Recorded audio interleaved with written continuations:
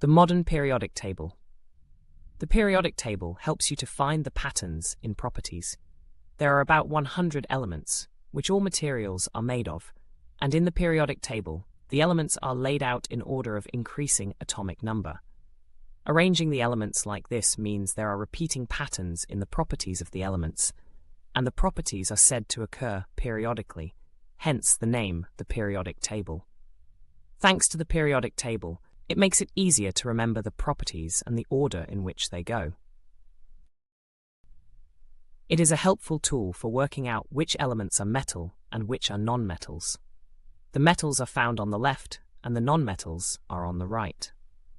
The elements with similar properties form the columns, and these vertical columns are known as groups. The group number will tell you how many electrons can be found in the outer shell.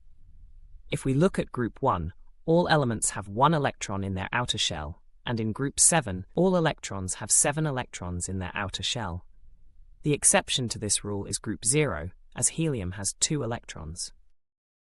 This is useful as the way atoms react is dependent on the number of electrons in the outer shell, so all the elements in the same group are more than likely to react in the same way. If you know and understand the properties of one element, you will be able to predict the properties of other elements in the group. You will also be able to make predictions about trends in reactivity, like in group 7, reactivity decreases as you go down the group, and in group 1, reactivity increases as you go down the group. The rows in the periodic table are called periods, and each new period represents another full shell of electrons.